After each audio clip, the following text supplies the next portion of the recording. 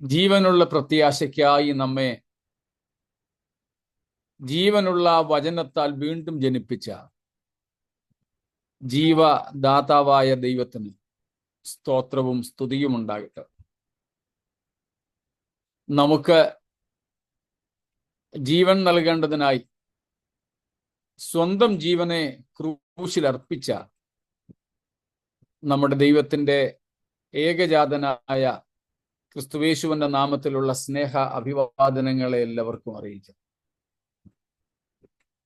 ഒരു നാൾ കൂടെ കർത്താവിന്റെ സന്നിധിയോട് ചേർന്ന് വരുവാനായി ദൈവം നമുക്ക് അവസരങ്ങളെ നൽകിയല്ലോ. കൂടി വന്ന നിങ്ങളെ എല്ലാവരെയും നന്ദിയോടുകൂടെ ഓർക്കുന്നു. നിങ്ങളുടെ പ്രയത്നത്തിന് ബദ്ധപ്പാടുകൾക്ക് ദൈവം പ്രതിഫലം നൽകുമാറാകട്ടെ.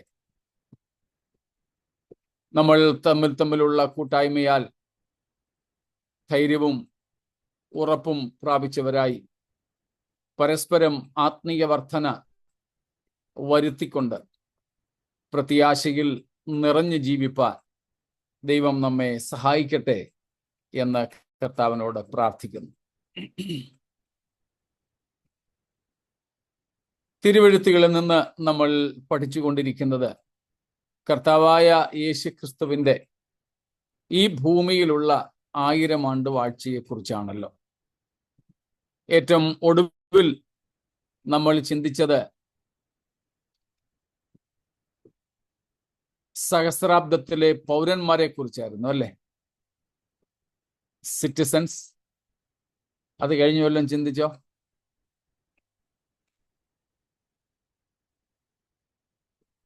സിറ്റിസൺസ് ആയിരുന്നു ഏറ്റവും ഒടുവിൽ സിറ്റിസൺസ് ആയിരുന്നു. Citizens of the millennium. സഹസ്രാബ്ദ വാഴ്ചയിലെ പൗരന്മാർ. ഇതേ വിഷയം 3 സ്ഥലത്ത് ഒരേപോലെ ഇപ്പം നടന്നുകൊണ്ടിരിക്കുക നമ്മുടെ സൂമിൽ കൂടെ തന്നെ. അതുകൊണ്ട് ചിലപ്പം എവിടെയായിരുന്നു അല്പം മുമ്പിലും പുറകിലും ആണെന്നേ ഉള്ളൂ. 2 ഏകദേശം ഒരേപോലെയാണ് പോകുന്നത്. അതുകൊണ്ട് ചെറിയ ആശയക്കുഴപ്പം ചിലപ്പം പെട്ടെന്നുണ്ടാകും. അതുകൊണ്ടും കൂടെ ഞാൻ ചോദിക്കുന്നത്. ഇതിന് ശേഷം നടക്കുന്ന ക്ലാസ്സും ഇത് തന്നെയാണ്. ചൊവ്വാഴ്ചകളിൽ നടക്കുന്നതും ഇത് തന്നെയാണ്. അപ്പം അതുകൊണ്ടുള്ള ചെറിയ ഒരു ഉറപ്പിന് വേണ്ടിയും കൂടെ ചിലപ്പോൾ ഞാൻ ചോദിക്കുന്നത്. അപ്പോൾ സ്വർഗരാജ്യത്തിലേക്ക് പ്രവേശിക്കുന്നതിന് തിരുവെഴുത്തുകൾ യോഗ്യത വയ്ക്കുന്നത് പോലെ കർത്താവായ യേശുവിൻ്റെ ഈ ഭൂമിയിലെ ദൈവരാജ്യത്തിലേക്ക്, ഈ ഭൂമിയിലെ 1000 ആണ്ട് വാഴ്ചയിലേക്ക് പ്രവേശിക്കുന്നതിനും യോഗ്യതകളുള്ളതായി നമ്മൾ ഇന്നലെ കണ്ടു. എല്ലാവരെയും ഒരുമിച്ച് ഇങ്ങനെ താറാവിനെ കൂട്ടിൽ കയറ്റുന്നത് പോലെ കൊണ്ടുപോവുകയില്ല എന്നാണ് നമ്മൾ മനസ്സിലാക്കിയത്. അന്ന് ജഡത്തിൽ വസിക്കുന്ന ഇസ്രായേല്യരും ജാതികളുമായിട്ടുള്ളവർ ആ രാജ്യത്തിലേക്ക് പ്രവേശിക്കുമെന്നും അവർ സ്വാഭാവികമായ കുടുംബജീവിതം നയിക്കുമെന്നും അവർക്ക് തലമുറകൾ ഏറെ വർദ്ധിതമായ നിലയിൽ ഉണ്ടാകുമെന്നും ഈ ഭൂമിയിൽ അവർ ഏദൻ തോട്ടത്തിന്റെ ഏതാണ്ടൊരു അനുഭവത്തിൽ വസിക്കുമെന്നും നമ്മൾ കണ്ടു. ദൈവത്തിന്റെ സാന്നിധ്യം അനുഭവിച്ചുകൊണ്ട് സംതൃപ്തരായി അവർ ജീവിക്കും. അവരെ വഞ്ചിക്കുവാൻ ഏദനിൽ നിന്നും വ്യത്യസ്തമായിട്ടുള്ളത്, ഏദനിൽ അവരെ വഞ്ചിക്കുവാൻ വഞ്ചകനായ പിശാച് ഉണ്ടായിരുന്നെങ്കിൽ ഈ 1000 ആണ്ട് വാഴ്ചയിൽ പിശാച് ഉണ്ടാവുകയില്ല എന്നതാണ് ഒരു പ്രധാനപ്പെട്ട വ്യത്യാസം. സ്തോത്രം. ഇപ്പൊ നമ്മൾ ആ കാര്യങ്ങളൊക്കെ കാണുകയുണ്ടായി. ഇത്രയും കാര്യങ്ങളിൽ എന്തെങ്കിലും ചോദ്യങ്ങൾ ഉണ്ടെങ്കിൽ ആകാം, ഇല്ലെങ്കിൽ നമുക്ക് മുൻപോട്ട് പോകാം.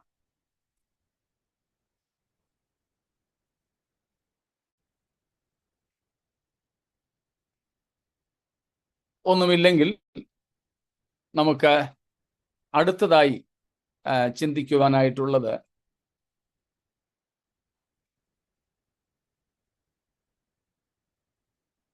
ആയിരം ആണ്ട് വാഴ്ചയിലെ രാജാവിനെയും രാജപ്രതിനിധികളെയും കുറിച്ചാണ്. ഓക്കെ, നമ്മൾ പ്രത്യേകമായിട്ട് കാണുകയുണ്ടായി. രാജാവ്, ഈ വിഷയം നമ്മൾ നേരത്തെ ഒന്നെടുത്തായിരുന്നു. ആരായിരിക്കും രാജാവ്? അസന്നിഗ്ധമായി യേശുക്രിസ്തു ആയിരിക്കും എന്ന് നമ്മൾ കണ്ടു. അതിൽ നിന്നും അല്പവും കൂടെ ആഴത്തിലായി നമ്മളൊന്ന് മനസ്സിലാക്കാൻ പോവുകയാണ്. The king of millennium. The king of millennium. അത് നമുക്കെല്ലാവർക്കും അറിയാം. കർത്താവായ യേശുക്രിസ്തുവാണ് സഹസ്രാബ്ദത്തിലെ രാജാവെന്ന്. That we already have seen. Jesus Christ, the glorified Christ, the magnified, the exalted human Jesus will be the king or the emperor of the millennium. ഇവിടെയെല്ലാം യേശുക്രിസ്തുവിന്റെ മനുഷ്യത്വത്തിന് വളരെ പ്രാധാന്യമുണ്ട്. യേശുക്രിസ്തുവിന്റെ മനുഷ്യത്വം ഭൂമിയിലായിരുന്നപ്പോഴത്തേക്ക് മാത്രമായിരുന്നു എന്ന് ചിന്തിക്കുന്ന ധാരാളം പേരുണ്ട്. എന്നാൽ അത് തെറ്റാണ്. യേശുക്രിസ്തു അനാദിയായും ശാശ്വതമായും ദൈവമാണ്. യേശുവിൻ്റെ ഡിവിനിറ്റി, യേശുവിൻ്റെ ഡീറ്റി, ദൈവത്വവും ദിവ്യത്വവും എല്ലാം തന്നെ അനാദിയായും ശാശ്വതമായും ഉള്ളതാണ്. From everlasting to everlasting he is God. But in addition to his deity, he took on humanity. യേശുക്രിസ്തു തൻ്റെ ദൈവത്വത്തോടൊപ്പം മനുഷ്യത്വവും കൂടെ സ്വീകരിച്ചത് നമുക്കറിയാം. പലരും കരുതുന്നത് only for the earthly life until the crucifixion Jesus was in humanity, and afterwards not at all. This is a wrong thought and wrong teaching. ചിലരൊക്കെ കരുതുന്നത് ക്രൂശീകരണം വരെയേ യേശു മനുഷ്യനായിരുന്നുള്ളൂ, അതിനുശേഷം യേശുക്രിസ്തു തൻ്റെ മനുഷ്യത്വം ഉപേക്ഷിച്ചു എന്നാണ്. അത് അബദ്ധമായ ഒരു ചിന്തയാണ്, തെറ്റായ പഠിപ്പീരാണ്. അങ്ങനെ ആരെങ്കിലും ചിന്തിക്കുന്നെങ്കിൽ, പഠിക്കുന്നെങ്കിൽ, പഠിപ്പിക്കുന്നെങ്കിൽ. കാരണം യേശുക്രിസ്തുവിൻ്റെ മനുഷ്യത്വം അത് അനന്തമാണ്, നിത്യമല്ല, അനന്തമാണ്.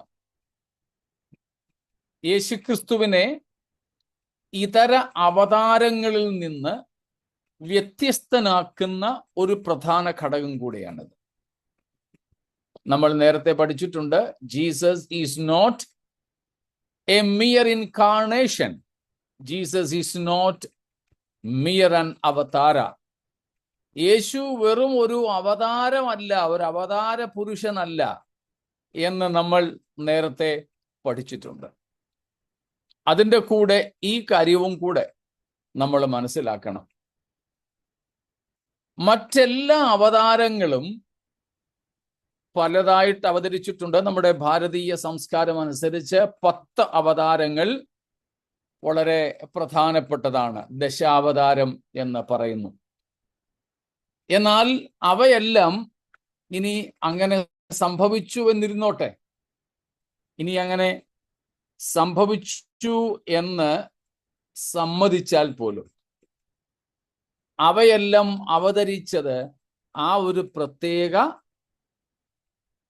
കാലഘട്ടത്തിലേക്ക് മാത്രമായിരുന്നു. ഇപ്പം ബ്രഹ്മാവ്, സ്രഷ്ടാവ്, ദൈവം പല രൂപത്തിൽ വന്നു എന്നുള്ളതാണല്ലോ അവതാര ചിന്ത.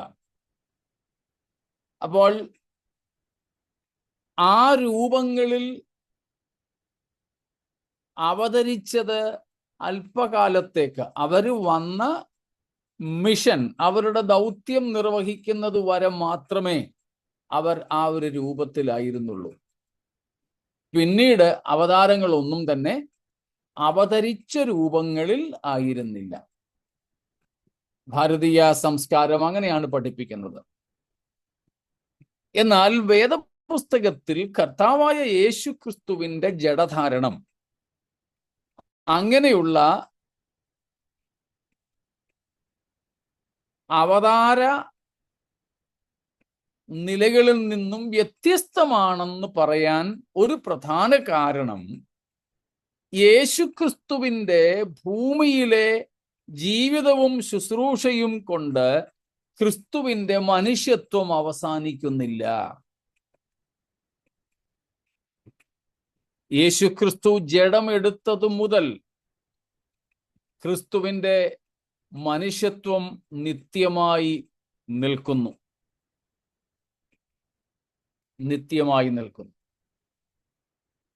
നമ്മളത് ട്രിനിറ്റി പഠിച്ച സമയത്ത്, ത്രിയേകത്വത്തെ കുറിച്ച് പഠിച്ചപ്പോൾ, യേശുക്രിസ്തുവിന്റെ ദൈവത്വവും മനുഷ്യത്വവും പഠിച്ച സമയത്ത് നമ്മൾ ഇക്കാര്യം വിശദീകരിച്ചിരുന്നു. അന്ന് ഉണ്ടായിരുന്നവർക്ക് ഒരു പക്ഷേ ഓർമ്മ കണ്ടേക്കാം. പലരും കരുതുന്നത് യേശു ഇപ്പോൾ മനുഷ്യത്വത്തിലല്ലെന്നാണ്. അത് തെറ്റാ. യേശു ക്രിസ്തു ജനിച്ചത് അനാദി മുതൽ ദൈവമായിരുന്നവൻ മനുഷ്യവേഷമെടുത്തു. അത് ചരിത്രത്തിലെ ഒരു പ്രധാന ഘട്ടമാണ്. അങ്ങനെ യേശു ജഡമെടുത്ത ശേഷം അവൻ ഇന്നുവരെയും മനുഷ്യനായിട്ട് തന്നെ ഇരിക്കുന്നു. തൻ്റെ മനുഷ്യത്വത്തെ ഉപേക്ഷിച്ചിട്ടില്ല, ഉപേക്ഷിക്കുകയുമില്ല എന്ന് തന്നെയാണ് തിരുവെഴുത്തിൽ നിന്നും നമുക്ക് മനസ്സിലാക്കാൻ സാധിക്കുന്നത്. സ്തോത്രം. ഇന്നും ക്രിസ്തു നമുക്ക് വേണ്ടി മഹാപുരോഹിതനായിരിക്കുന്നത് യേശുവിന്റെ മനുഷ്യത്വം കൊണ്ടാണ്.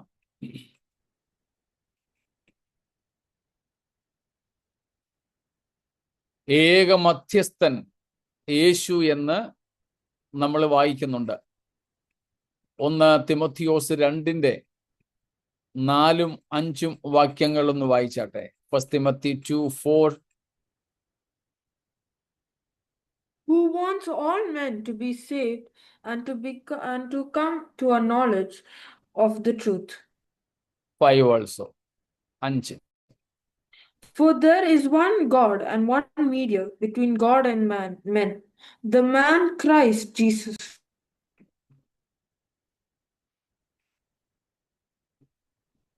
The man Christ Jesus. Verse 6 also said. Yeah.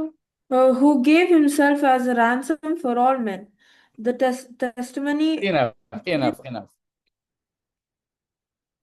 The man Jesus, there is only one God. There is only one God. And there is only one mediator between God and man. Who is that one and the only mediator? Christ Jesus. No.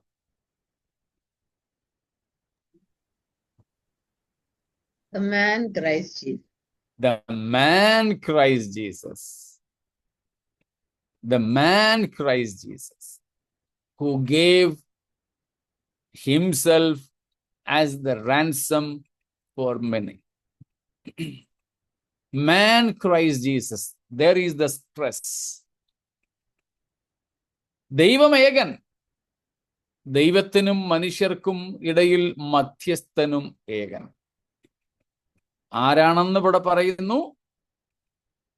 The man Christ Jesus. The man Christ Jesus. നമുക്കെല്ലാവർക്കും വേണ്ടി തന്നെത്താൻ മറുവിലയായി കൊടുത്ത മനുഷ്യനായ ക്രിസ്തു യേശു തന്നെ. ഇപ്പോഴും യേശു മധ്യസ്ഥനായിരിക്കുന്നത് തൻ്റെ മനുഷ്യത്വത്തിലാണ്. മഹാപുരോഹിതനായിരിക്കുന്നത് തൻ്റെ മനുഷ്യത്വത്തിലാണ്. സ്തോത്രം. മനുഷ്യത്വത്തിലാണ്. അപ്പോൾ മനുഷ്യപുത്രൻ എന്നുള്ളതാണ് യേശു ഏറെ ഇഷ്ടപ്പെട്ട പേര്. യേശുവിന് ഏറ്റവും ഇഷ്ടമുള്ള പേര് മനുഷ്യപുത്രൻ. മനുഷ്യപുത്രൻ. സ്തോത്രം.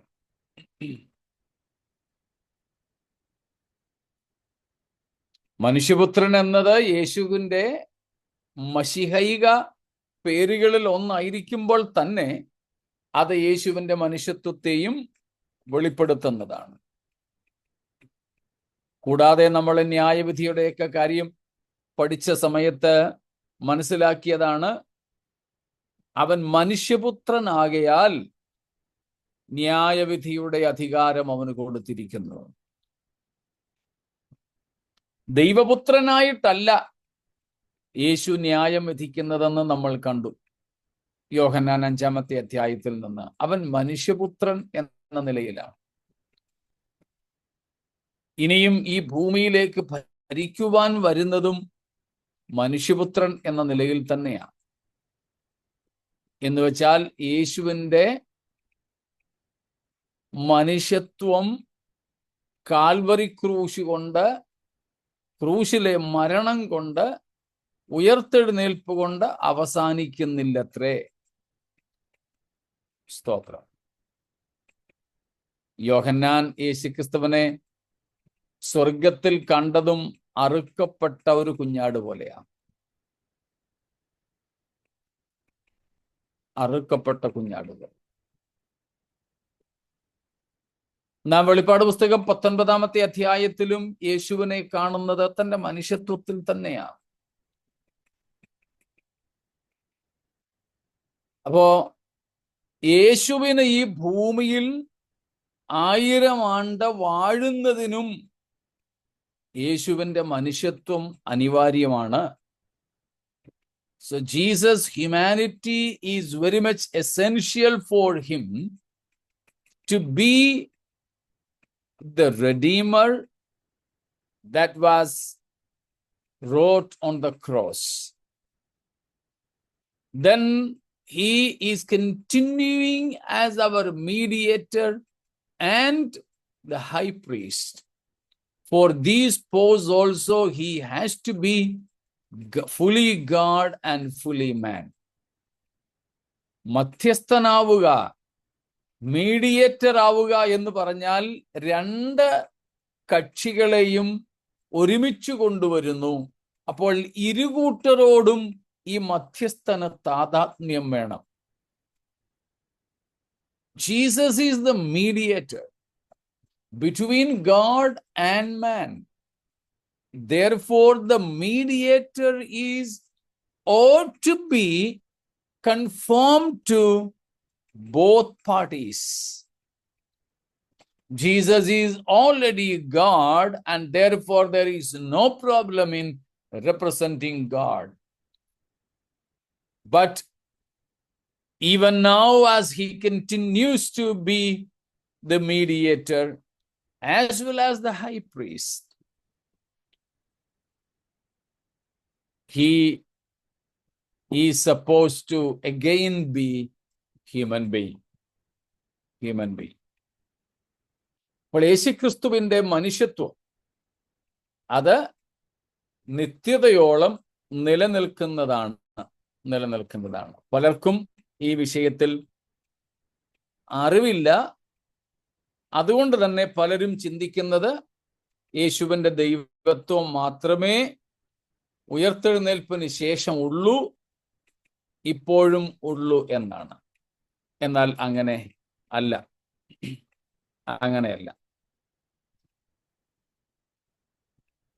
എബ്രായ ലേഖനത്തിനകത്ത് അപ്പോസ്തലൻ ആ കാര്യം വ്യക്തമാക്കുന്നുണ്ട്. പലയിടങ്ങളിലും അത് വ്യക്തമാക്കുന്നുണ്ട്. അതിൽ ഒരു ഭാഗമാണ് നാം കാണുന്നത് 5-ാമത്തെ അധ്യായം 1-ാമത്തെ വാക്യം. എബ്രായർ 5-ന്റെ 1-ാമത്തെ വാക്യം. Every high priest is selected from among men and is appointed to represent them in matters related to God, to offer gifts and sacrifices for sins. സ്തോത്രം. യേശുക്രിസ്തുവിന് മഹാപുരോഹിതനാകുന്നതിനുള്ള യോഗ്യതകളെ കുറിച്ച് ഇവിടെ അപ്പോസ്തലൻ പറയുമ്പോൾ അതിൽ ഒന്നാണ്, മനുഷ്യരുടെ ഇടയിൽ നിന്ന് എടുക്കുന്ന ഏതു മഹാപുരോഹിതനും പാപങ്ങൾക്കായി വഴിപാടും യാഗവും അർപ്പിപ്പാൻ ദൈവകാര്യത്തിൽ മനുഷ്യർക്കു വേണ്ടി നിയമിക്കപ്പെടുന്നു. സ്തോത്രം. മനുഷ്യരുടെ ഇടയിൽ നിന്നും മനുഷ്യർക്കു വേണ്ടി ഉള്ളവനാണ് മഹാപുരോഹിതൻ. യേശു ഇന്ന് നമുക്ക് വേണ്ടി മഹാപുരോഹിതനായിരിക്കുമ്പോൾ he has to be one among from us the humans. മനുഷ്യരായ നമ്മുടെ ഇടയിൽ നിന്നും ഉള്ളവനായിരിക്കണം മഹാപുരോഹിതൻ. നമ്മുടെ വിഷയം അതല്ലാത്തത് കൊണ്ട് അത്രയും പറഞ്ഞ് അവിടെ നിന്നും ഞാൻ ഇങ്ങ് പോരുകയാണ്. ഇത്രയും കാര്യങ്ങളിൽ സംശയം എന്തെങ്കിലും ഉണ്ടോ? ഇത് യേശുക്രിസ്തുവിനെ കുറിച്ചുള്ള അടിസ്ഥാനപരമായ ഉപദേശങ്ങളിൽ പ്രധാനപ്പെട്ട ഒന്നാണ്. അതുകൊണ്ടാണ് അത്രയും ഞാൻ ആവർത്തിച്ചും കൂടെ പറഞ്ഞത്. വല്ല വിയോജിപ്പോ ഭരണം എന്ന് പറയുന്നത് അതും പൂർണ്ണ മനുഷ്യനായിട്ടായിരിക്കുമോ? അതെ.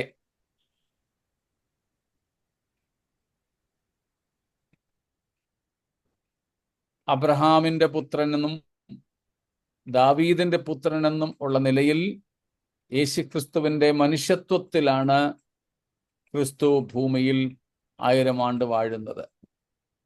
മനുഷ്യത്വത്തിൽ എന്ന് പറയുമ്പോൾ ദൈവത്വം ഇല്ലെന്ന് വയ്ക്കരുത്. That was not a subtraction but an addition to his divinity.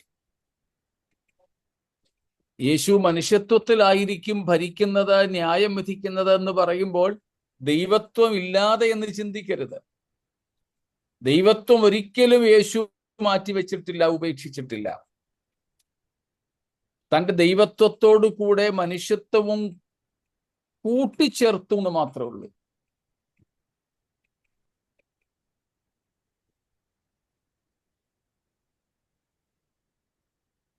യേശുവിൻ്റെ ക്രൂശീകരണവും യേശുവിൻ്റെ ഇപ്പോഴത്തെ മധ്യസ്ഥതയും മഹാപുരോഹിത വൃത്തിയും അന്ന് ഭാവിയിൽ യേശുക്രിസ്തു ന്യായം വിധിക്കുന്നതും രാജ്യം ഭരിക്കുന്നതുമെല്ലാം തൻ്റെ മനുഷ്യത്വത്തോടുള്ള ബന്ധത്തിലാണ്.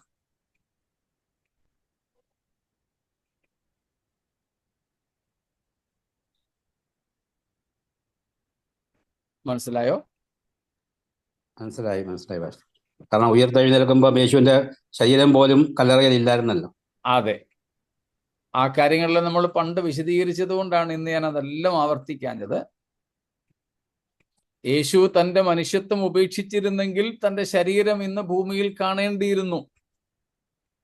ഇല്ല, യേശുവിൻ്റെ മനുഷ്യ ശരീരത്തിന് ഉയർപ്പും രൂപാന്തരവും ഉണ്ടായി. The same physical human body of Jesus was resurrected as well as transformed. Okay, clear ആയി ഭാഷ. Okay. മറ്റാർക്കെങ്കിലും മറ്റെന്തെങ്കിലും? യേശുക്രിസ്തുവിന്റെ മനുഷ്യത്വം അനന്തമാണെന്ന് പറഞ്ഞാൽ അത് നിത്യം തന്നെയല്ലേ? അതോ വ്യത്യാസമുണ്ടോ? വ്യത്യാസമുണ്ട്. നിത്യം എന്ന് പറഞ്ഞാൽ ഇറ്റേണൽ. ഇറ്റേണലിന്റെ നിർവചനം, നിത്യമായതിന്റെ നിർവചനമാണ് നമ്മൾ സങ്കീർത്തനം 90-ന്റെ 1-2 വാക്യങ്ങളിൽ നിന്നും കണ്ടിട്ടുള്ളത്. അനാദിയായും ശാശ്വതമായുമുള്ളത്. തുടക്കവും ഒടുക്കവും ഇല്ലാത്തത്. അതാണ് നിത്യം. എന്നാൽ അനന്തമെന്ന് പറഞ്ഞാൽ തുടക്കമുണ്ടാകും, അവസാനം കാണത്തില്ല. യേശുവിൻ്റെ ദൈവത്വം നിത്യമാണ്, ഇറ്റേണലാണ്.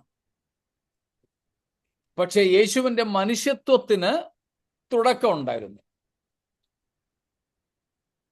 മറിയയിൽ ഉരുവായത് മുതലാണ് യേശുവിൻ്റെ മനുഷ്യത്വം ആരംഭിക്കുന്നത്.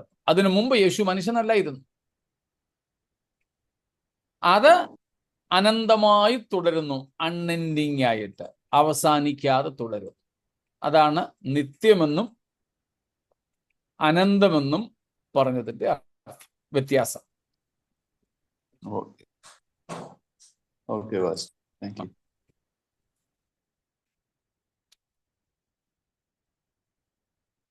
വേറെ ഒന്നുമില്ലല്ലോ. ആർക്കെങ്കിലും മനസ്സിലായില്ലെങ്കിൽ ചോദിച്ചേക്കണേ. ബാക്കി എല്ലാവർക്കും മനസ്സിലായി, ഞാൻ മാത്രം ചോദിച്ചാൽ എന്നെ ആൾക്കാരെ വല്ലാതെ ചിന്തിക്കുമോ എന്നൊന്നും ആരും ചിന്തിക്കരുത് കേട്ടോ.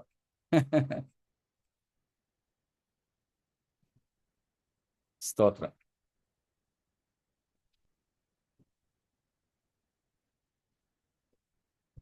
ജോച്ചാൻ എന്തോ പറയാണോ? മ്യൂട്ടാ. അല്ല, നമ്മൾ ഇനി ഉയർത്തെഴുന്നേൽക്കുന്നതും യേശുക്രിസ്തു ഉയർത്തെഴുന്നേറ്റതും തങ്ങളിൽ വ്യത്യാസമുണ്ടോ? ഇല്ല. അപ്പൊ പിന്നെ യേശുക്രിസ്തുവിന്റെ ശരീരം ഇവിടെ ഉണ്ടായിരിക്കണമായിരുന്നു എന്ന് പറഞ്ഞാൽ അപ്പൊ നമ്മുടെ ശരീരം ഇവിടെ ഉണ്ടായിരിക്കത്തില്ലല്ലോ.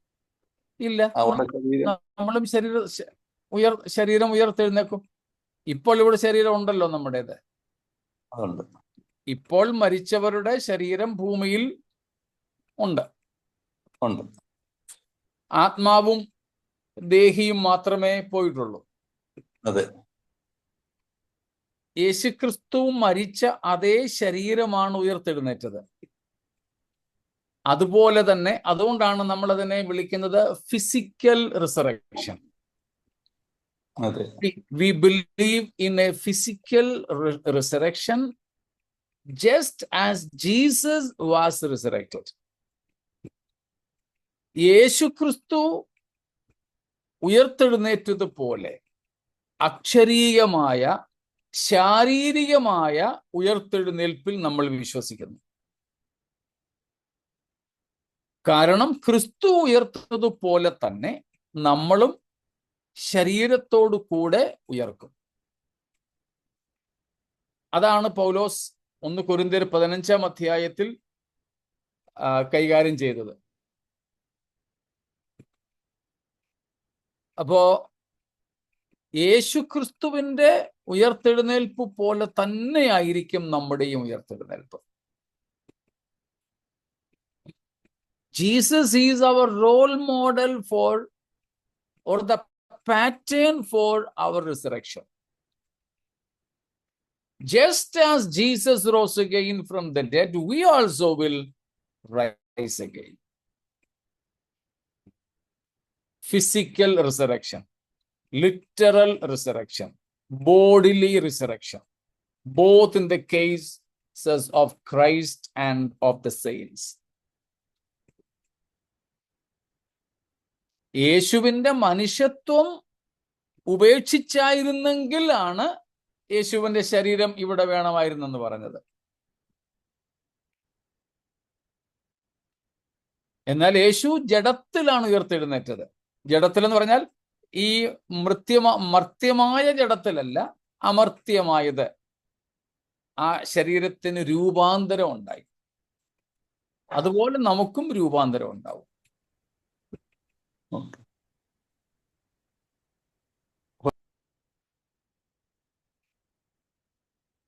എന്തോ മ്യൂട്ടാ.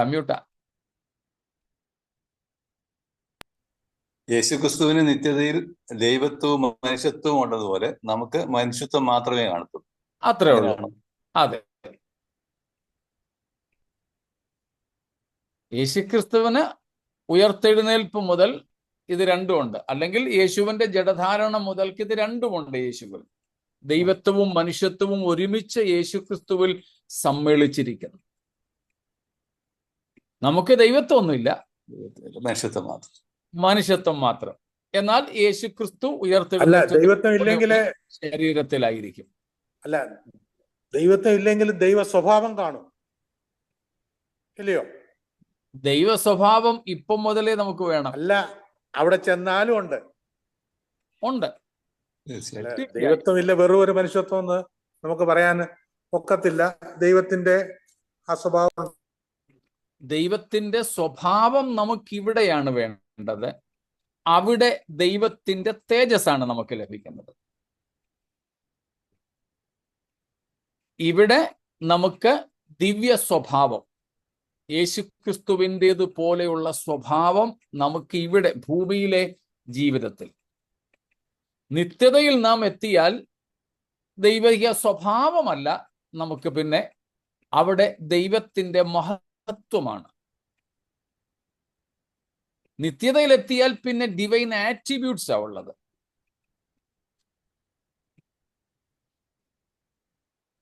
സർവശക്തിത്വം, സർവവ്യാപിത്വം തുടങ്ങിയുള്ള 21-22 ആട്രിബ്യൂട്ട്സ് ഉണ്ട്, ദൈവിക സ്വഭാവങ്ങളുണ്ട്.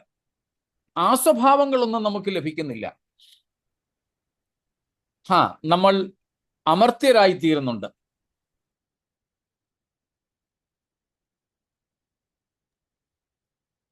നമ്മൾ ദൈവത്തിന്റെ ആ പ്രകൃതത്തിലേക്ക് എത്തുന്നുണ്ട്. അമർത്യത, അദ്രവത്വം എന്നിങ്ങനെയുള്ള അതെല്ലാം നമുക്ക് ചേർക്കാൻ പറ്റുന്നത് ദൈവത്തിന്റെ മഹത്വം എന്ന നിലയിലാണ്. അവന്റെ തേജസ് നമ്മൾ പ്രാപിക്കും എന്ന് പറയുന്നതല്ല.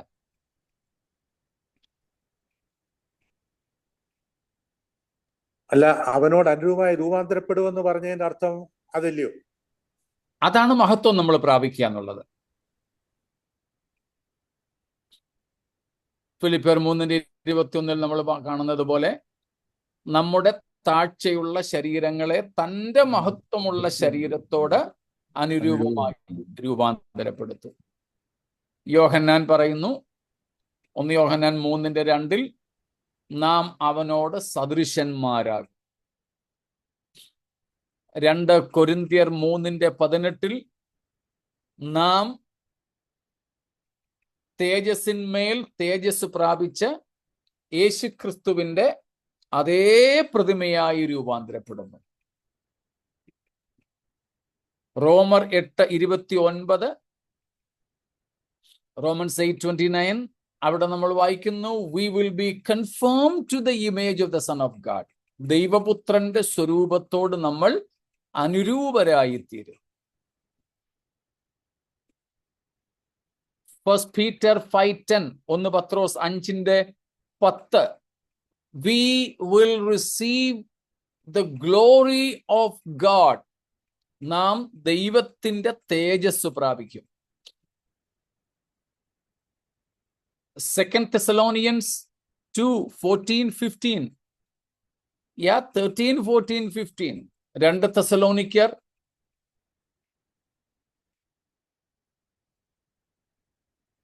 2-ാമത്തെ അധ്യായം അതിന്റെ 13 മുതൽക്കുള്ള വാക്യങ്ങളിൽ നമ്മൾ കാണുന്നു, നാം യേശുക്രിസ്തുവിന്റെ മഹത്വം പ്രാപിക്കും.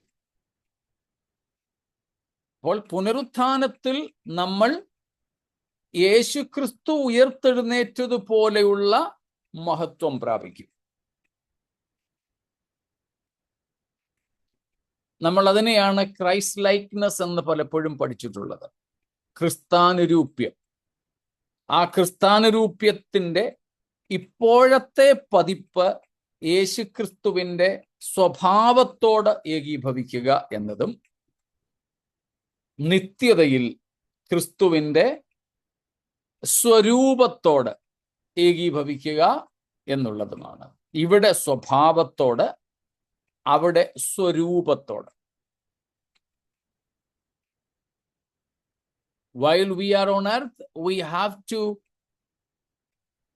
conform with, we have to be conformed with the character or the nature of Christ. But in eternity, we will be conformed to his glorious image. His glorious image.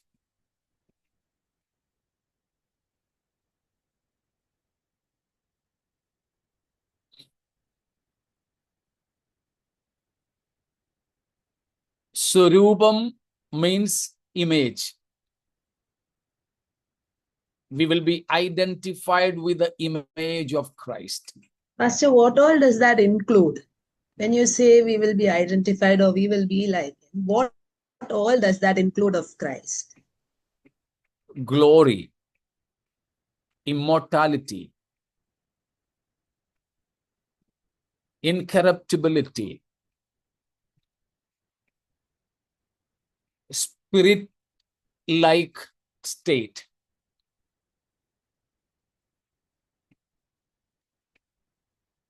Independence of material things for survival. Just as after our resurrection, we don't need food, shelter, conveyance to travel. We don't need to take rest. No need of clothes.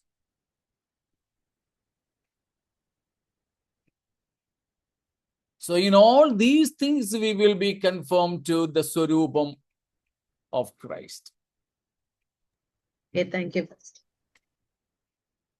നമ്മള് resurrected ബോഡിയെ കുറിച്ച് ചിന്തിച്ചപ്പോൾ ഇക്കാര്യം പറഞ്ഞായിരുന്നു. As Jesus could enter into a closed room, we can also. Physical barrier ഒന്നുമില്ലാത്ത ഒരു ശരീരം, കറപ്റ്റിബിലിറ്റി ഇല്ല, ദ്രവത്വമില്ലാത്ത, മരണമില്ലാത്ത അഥവാ അദ്രവത്വമുള്ളതും അമർത്യമായതും തേജസ്സുള്ളതുമായ ശരീരം. വാതിലടച്ചിരിക്കുമ്പോഴും മുറിക്കകത്ത് പ്രവേശിപ്പാൻ കഴിയുന്ന തരത്തിലെ ശരീരം. ആഹാരം വേണ്ട, വെള്ളം വേണ്ട, ഓക്സിജൻ വേണ്ട, താമസിക്കാൻ വീട് വേണ്ട, യാത്ര ചെയ്യാൻ വാഹനങ്ങളൊന്നും വേണ്ട. അങ്ങനെ പഞ്ചഭൗതിക ലോകത്തിലെ അല്ലെങ്കിൽ ഭൗമ ലോകത്തിൽ ആശ്രയിക്കാതെ നിലനിൽക്കാൻ കഴിയുന്ന ഒരവസ്ഥ. ഇന്ന് നമുക്ക് ആഹാരം വേണം, വെള്ളം വേണം, വസ്ത്രം വേണം, ഓക്സിജൻ വേണം, ആവശ്യത്തിന് വിശ്രമം വേണം. പിന്നെ ഇടയ്ക്കൊക്കെ നമുക്കൊന്ന് വിനോദം വേണം.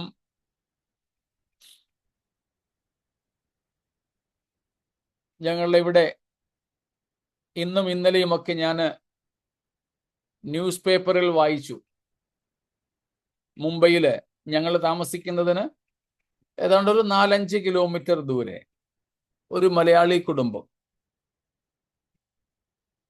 ന്യൂസിൽ വന്ന വാർത്തയാട്ടോ, ന്യൂസ് പേപ്പറുകളിൽ അച്ചടിച്ചു വന്നതാണ്, അതുകൊണ്ട് ഞാനങ്ങ് പറയുകയാണ്. ആ വീട്ടിലെ മൂത്ത മകൻ 20 വർഷം മുമ്പ് സൂയിസൈഡ് ചെയ്തു. ഏതാണ്ട് 4 വർഷം മുമ്പ് ആ വീട്ടിലെ അപ്പനും അമ്മയും മരിച്ചു. സ്വന്തമായിട്ട് ഫ്ലാറ്റൊക്കെ ഉള്ളവരാ. അവിടെ ഒരു മകൻ മാത്രം ശേഷിച്ചു. ഇപ്പോൾ അദ്ദേഹത്തിന് 55 വയസ്സുണ്ട്, 55 years old. അതിലെഴുതിയിരുന്നതനുസരിച്ച് ഒരു കമ്പ്യൂട്ടർ എഞ്ചിനീയറാണ് അദ്ദേഹം. പക്ഷേ അപ്പനും അമ്മയും മരിച്ചതിന് ശേഷം ഇന്ന് വരെ 4 വർഷമായി കതക് തുറന്ന് വെളിയിൽ ഇറങ്ങിയിട്ടില്ല, ആരെയും കണ്ടിട്ടില്ല, ആരും അദ്ദേഹത്തെയും കണ്ടിട്ടില്ല. ഓൺലൈനിൽ ഓർഡർ ചെയ്ത് ഫുഡ് വരുത്തും, ആ ഫുഡ് ഡെലിവറി ബോയ് കണ്ടെങ്കിലായി, അല്ലാതെ വേറെ ആരും അദ്ദേഹത്തെ ഈ 4 വർഷം കണ്ടിട്ടില്ല. അങ്ങനെ ആയതുകൊണ്ട് അയലത്തുകാര്, നമ്മുടെ ഒരു ക്രിസ്ത്യൻ ഓർഗനൈസേഷൻ തന്നെ ഇവിടെ പ്രവർത്തിക്കുന്നുണ്ട്. അവരെ വിളിച്ചു. അവർ വന്ന്, പോലീസും ഒക്കെ ആയിട്ടാണ് അവർ വരാറ്. താടിയും മുടിയും എല്ലാം വളർത്തി ഒരു വല്ലാത്ത രൂപത്തിൽ ആയിരുന്നു അദ്ദേഹം. പറഞ്ഞു വന്നത്, നമുക്ക് ഇന്ന് നിലനിൽക്കുന്നതിന് വേണ്ടി ആഹാരവും വെള്ളവും വീടും പ്രാണവായുവും ഒക്കെ മാത്രം കിട്ടിയാൽ പോരാ, നമുക്ക് മറ്റുള്ള ആൾക്കാർ വേണം, സഹകരിക്കാൻ ആൾ വേണം, വിനോദങ്ങൾ, എന്റർടൈൻമെന്റ്സിന് കാര്യങ്ങൾ വേണം.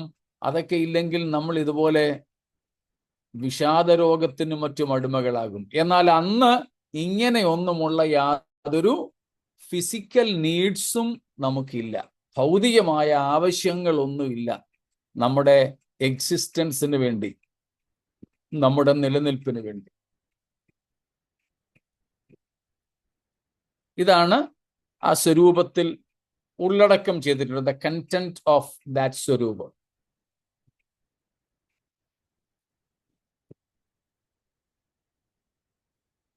വ്യക്തമാണോ?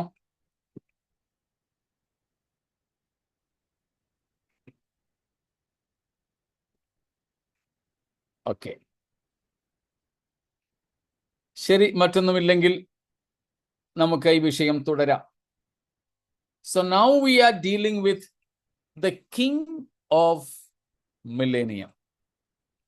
We found that it is the human Jesus Christ. But don't separate the divinity and humanity of Jesus. They are coupled together in one person. It's not dual personality. ഇത് രണ്ട് വ്യക്തിത്വമല്ല. സ്തോത്രം.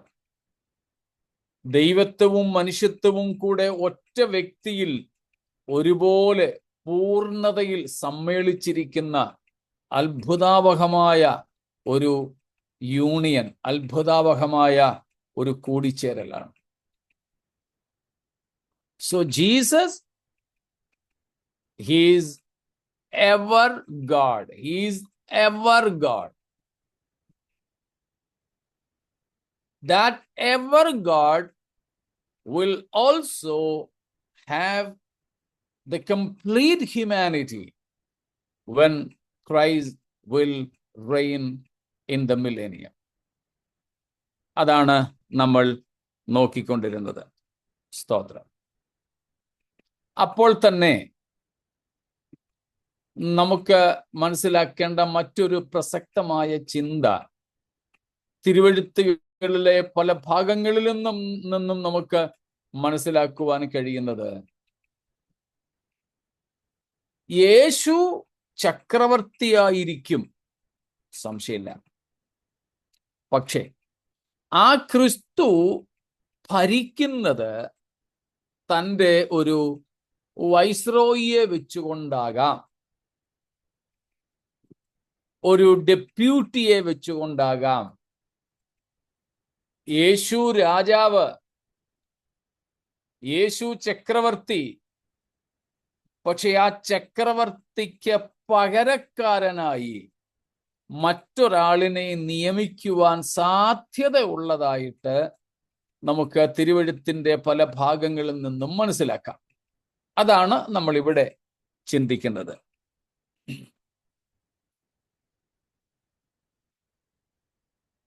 ഇതും ഒരു ഉപദേശമല്ല. It's not a doctrine, but a teaching, just learning. We are analyzing the possibility. സാധ്യതയെ നമ്മൾ ഇവിടെ നോക്കുകയാണ്.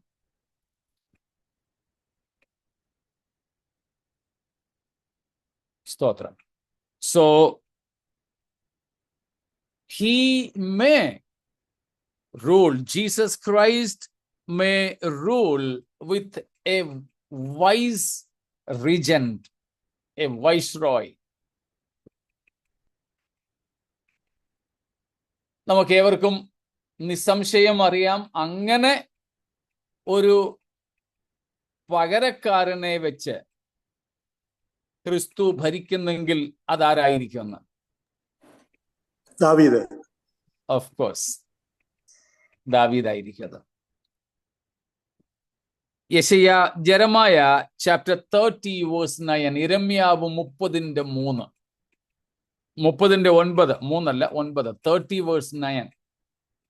Instead, they will serve the Lord their God and David their king, whom I will raise up for them. ഈ മില്ലേനിയത്തിൽ, സഹസ്രാബ്ദത്തിൽ സംഭവിക്കുന്ന ഒരു കാര്യമായിട്ട് പ്രവചിച്ചിരിക്കുകയാണ്. They shall serve the Lord their God and also David their king whom I will raise up unto them. അവിടെ അവർ തങ്ങളുടെ ദൈവമായ യഹോവയെയും ഞാൻ അവർക്ക് വേണ്ടി എഴുന്നേൽപ്പിക്കുന്ന ദാവീദിനെയും സേവിക്കും എന്ന് എഴുതിയിരിക്കുന്നു. ഇവിടെ നമ്മൾ കാണുന്നത് ദാവീദ് പുത്രനെന്നല്ല, ദാവീദിന്റെ വംശമെന്നല്ല, വേരെന്നല്ല, മുളയെന്നല്ല, ദാവീദ് എന്ന് തന്നെയാണ്. അതുകൊണ്ട് പലരും വേദപണ്ഡിതാക്കൾ ചിന്തിക്കുന്നു, ഇത് യേശുക്രിസ്തു ദാവീദ് ഉയർത്തെഴുന്നേറ്റ ദാവീദ് രാജാവിനെ തനിക്ക് പകരം രാജാസനത്തിൽ ഇരുത്തി, രാജാവ് അപ്പോഴും ഒഫീഷ്യൽ രാജാവ് ക്രിസ്തു തന്നെ, എന്നാൽ ഒഫീഷിയേറ്റിംഗ്, അത് കൈകാര്യം ചെയ്യുന്നത് ദാവീദ് എന്ന ഒരു ചിന്തയുണ്ട്. അങ്ങനെ ആകണമെന്നില്ല, നമ്മളെല്ലാവരും അത് വിശ്വസിക്കണമെന്നും അത് അംഗീകരിക്കണമെന്നുമില്ല. ഒരു പഠനാർത്ഥത്തിൽ നമ്മൾ ഈ കാര്യം കൈകാര്യം ചെയ്യുന്നേ ഉള്ളൂ. അതുപോലെ തന്നെ എഹെസ്കേൽ 34:23, 34:23. Ezekiel. I will place over them one shepherd, my servant David, and he will tend them. He will tend them and be their shepherd. കണ്ടോ, അവിടെയും അത് തന്നെയാണ്. ദാവീദ് എന്ന ഇടയനെ ഞാൻ അവർക്ക് വേണ്ടി എഴുന്നേൽപ്പിക്കും, അവൻ അവരെ മേയിക്കും. So the Lord is promising here, raising David as their shepherd. That will happen in the millennium. 37:24, 37:24. My servant David will be king over them, and they will have one shepherd. They will follow my laws and be careful to keep my decrees. Hosea 3:5, ഹോശേ 3 verse 5.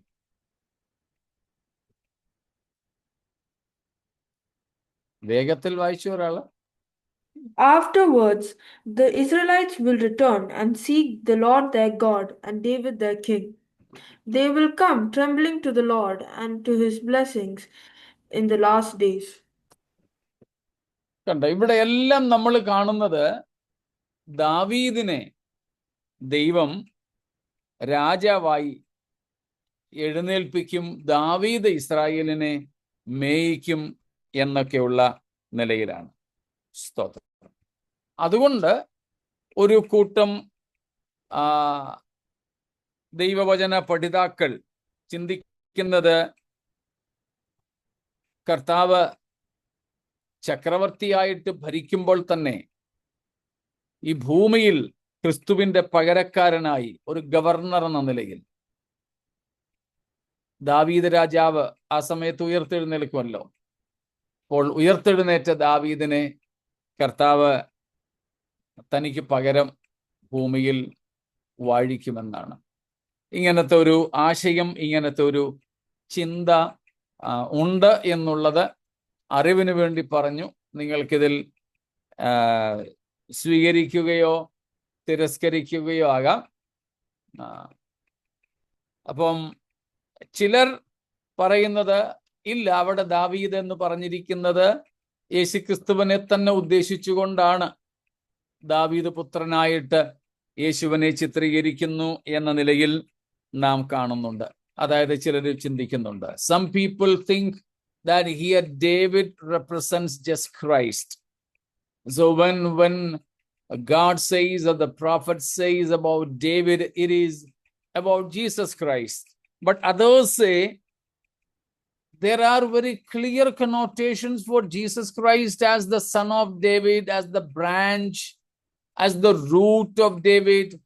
But here it is simply David, and therefore it is not about Jesus Christ, but about David himself. ഇപ്പോൾ മറ്റു ഭാഗങ്ങളിലൊക്കെ നമ്മൾ കാണുന്നത് ദാവീദിന്റെ മുള, ദാവീദിന്റെ വേര്, ദാവീദിന്റെ വംശം, ദാവീദിന്റെ സന്തതി, ദാവീദ് പുത്രൻ എന്നൊക്കെയാണ്. എന്നാൽ ഇവിടെ അങ്ങനെയൊന്നും ഇല്ലാതെ ദാവീദ് എന്ന് തന്നെ നേരിട്ട് പറഞ്ഞിരിക്കുന്നത് കൊണ്ട് ഇത് ദാവീദ് തന്നെയാകാം എന്ന് ചിന്തിക്കുന്നവരും മനസ്സിലാക്കുന്നവരുമാണ് ഈ തരത്തിൽ ഉള്ള വേദപണ്ഡിതാക്കൾ. നിങ്ങൾക്ക് എന്ത് തോന്നുന്നു? ഉപദേശം ഒന്നുമല്ല, നിത്യതയെ ബാധിക്കുന്നതും അല്ലെങ്കിലും എന്താ നമ്മുടെ എന്ത് തോന്നുന്നു നമുക്ക്? പൗലോസിന്റെ ഒക്കെ റോൾ എന്തായിരിക്കും? പൗലോസിന്റെ റോൾ എന്തായിരിക്കും? പൗലോസ് സമ്മതിക്കും മൊത്തം ദാവീദിനെ ഏൽപ്പിക്കാൻ?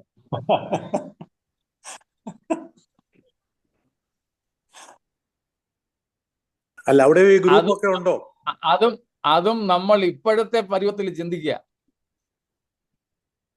നമ്മള് ഇപ്പോഴത്തെ നമ്മുടെ ഇലക്ഷന്റെ പരുവത്തിൽ ചിന്തിക്കുന്നതേ ഉള്ളൂ. അവിടെ അങ്ങനെ ഒരു സംഭവമേ ഉണ്ടാവില്ലല്ലോ. ദാവീദിന്റെ സിംഹാസനം എന്നേക്കും നിലനിൽക്കുമെന്നൊക്കെ പറയുന്നുണ്ടല്ലോ, അതുകൊണ്ട് അതിനൊരു സാധ്യത കാണും. കൂടാതെ അപ്പോസ്തലന്മാർക്ക് കർത്താവ് കൊടുത്ത വാഗ്ദത്തം ഇസ്രായേൽ ഗോത്രം 12-നെയും ന്യായം വിധിക്കുമെന്നാണ്. ഇപ്പൊ 12 അപ്പോസ്തലന്മാര് 12 ഗോത്രങ്ങളെ അവരുടെ മേൽനോട്ടം വഹിക്കുമെന്ന അർത്ഥമേ ഇവിടെ ഉള്ളൂ. പുതിയ നിയമത്തിൽ നമുക്ക് ആ വാഗ്ദത്തമേ ഉള്ളൂ. 1000 ആണ്ട് വാഴ്ചയിൽ പോലും സിംഹാസനം ആ നിലയിൽ വാഗ്ദത്തം ചെയ്യപ്പെട്ടിട്ടില്ല. അതുകൊണ്ട് ബൈബിളിൽ നമ്മൾ കാണുന്ന മാതൃകാ രാജാവ് ദാവീദ് തന്നെയാണ്. പൗലോസോ പുതിയ നിയമത്തിലെ മറ്റാരുമല്ല. ദാവീദിനേക്കാളൊക്കെ എത്രയോ ശ്രേഷ്ഠനാണ് മോശ. പക്ഷേ ആ രാജഭരണം അവർക്കാർക്കുമല്ല. ദാവീദീയ കുലത്തിന് തന്നെയാണ്.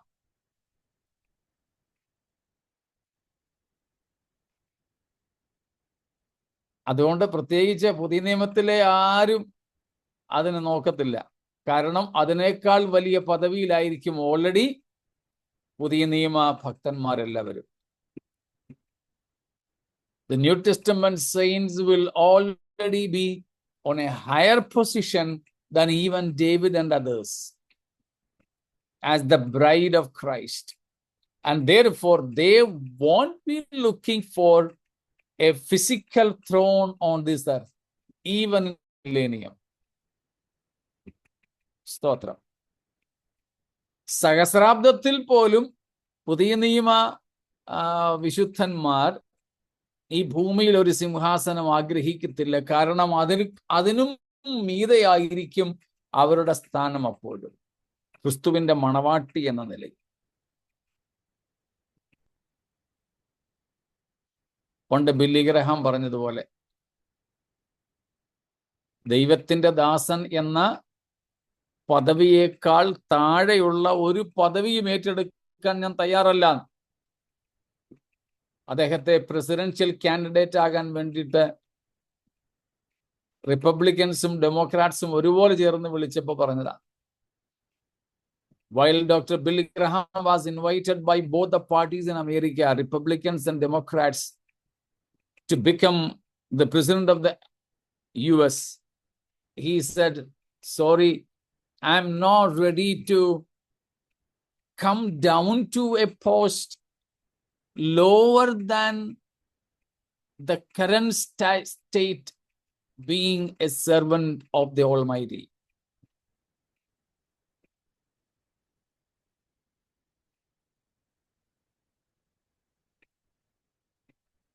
സ്തോത്രം.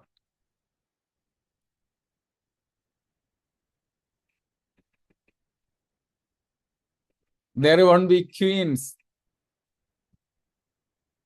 അവിടെ രാജ്ഞികൾക്കൊന്നും സ്ഥലമില്ല.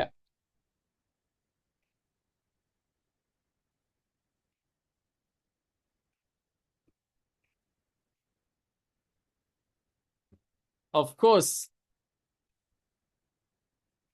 there will be governors and all. That we will discuss. രാജപ്രതിനിധികൾ ഉണ്ടായിരിക്കും. എന്നാൽ ചക്രവർത്തിനിമാരോ രാജ്ഞിമാരോ ഒന്നും ഉണ്ടാവില്ല. രാജാവിന്റെ ആവശ്യമുള്ള അവിടെ.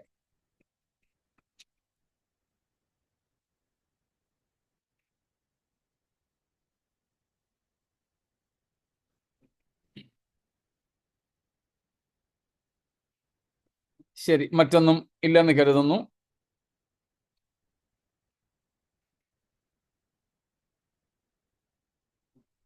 ഓക്കെ, അങ്ങനെയാണെങ്കിൽ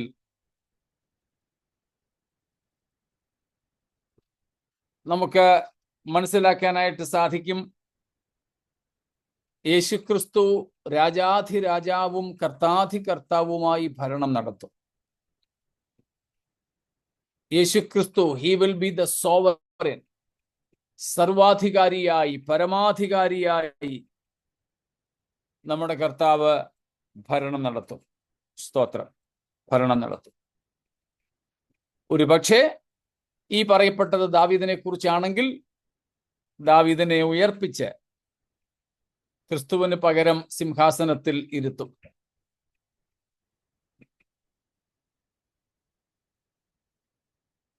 നമ്മൾ ക്രിസ്തുവിനോട് കൂടെ നമ്മൾ വരുന്നുണ്ട്.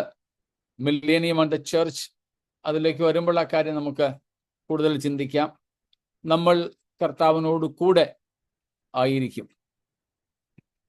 കർത്താവിന് എല്ലായ്പ്പോഴും 1000 ആണ്ട് വാഴ്ചയിൽ ഇനി യേശു തന്നെ രാജാവായിട്ടിരിക്കുന്നെന്ന് വന്നാലും യേശുവിന് 24 മണിക്കൂറും ഇവിടെ സിംഹാസനം വിട്ട് ഇങ്ങനെ ഇരിക്കേണ്ട ആവശ്യമൊന്നുമില്ല. സ്തോത്രം.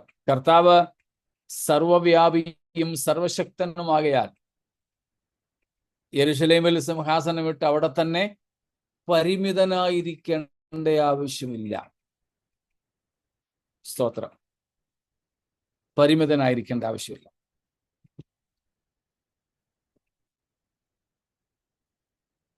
അതാണ് നമ്മൾ കാണുന്നത്. സ്തോത്രം.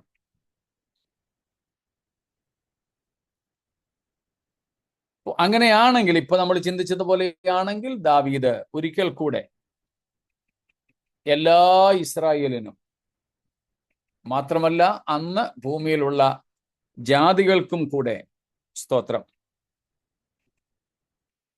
രാജാവായിട്ട് യേശുക്രിസ്തുവിന്റെ പ്രതിനിധിയായി ഭരണം നടത്തും.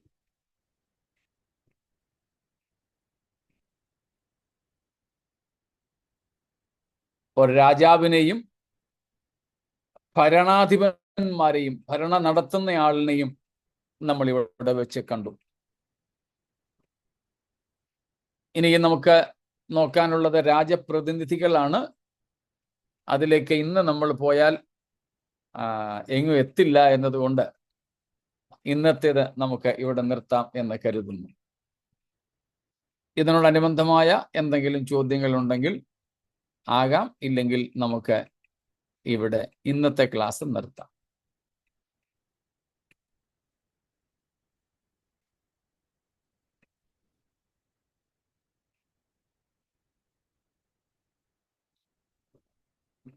മറ്റ് ചോദ്യങ്ങൾ ഇല്ലെങ്കിൽ നമ്മളെന്നും പറഞ്ഞു നിർത്തുന്നത് പോലെ നമ്മുടെ കർത്താവായ യേശു മേഘങ്ങളിൽ തൻ്റെ രക്തത്താൽ സമ്പാദിച്ച തൻ്റെ സഭയെ ചേർക്കുവാനായിട്ട് വേഗത്തിൽ വരുന്നു. ആ കർത്താവിൻ്റെ വരവിനായി നമുക്ക് ഒരുങ്ങാം. അതിന്ന് രാത്രിയിലാണെങ്കിൽ നാം ആരും കൈവിടപ്പെട്ടു പോകാതിരിക്കേണ്ടതിന് നമ്മെ തന്നെ നമുക്ക് സമർപ്പിക്കാം, ദൈവസന്നിധിയിലേക്ക് സമർപ്പിക്കാം. ഈ വചനങ്ങളാൽ ദൈവം നമ്മെ അനുഗ്രഹിക്കുമാറാകട്ടെ.